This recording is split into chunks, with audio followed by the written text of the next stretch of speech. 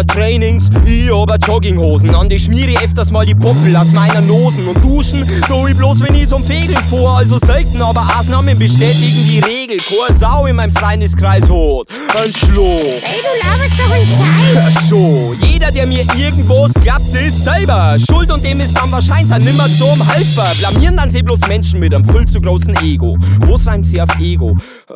Lego. Damals beim Lego-Spielen hab ich keine Helfer braucht und frei Schnauze am Bauernhof und einen Bullock selber baut. Ich war enttäuscht, weil so ein Set hat's nicht zum Kaffee gegeben. Und was muss ich beim Shoppen letztens direkt vor der Kasse sehen? Ein fucking Bullock plus am Bauernhof. Super gemacht, Herr Lego, das hat schon ein wenig dauert, wo? Have fun und hau die zusammen. Have fun und hau die zusammen. Have fun und hau die zusammen.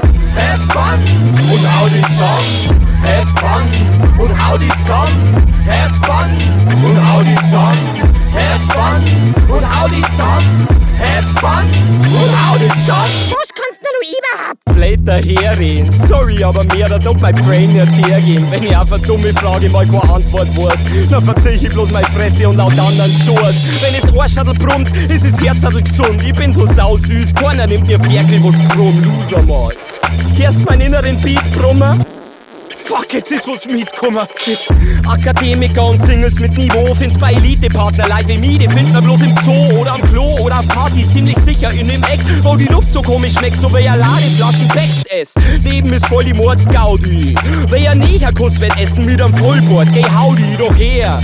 Da sind wir mehr an dem Tisch, vielleicht kannst du ja wirklich nur irgendwas lernen an dem Tisch. Have fun und hau die zusammen. Have fun und hau die zusammen. Have fun und hau die zusammen. Have fun und hau die zusammen.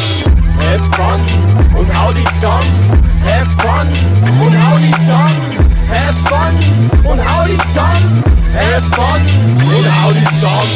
Der Begriff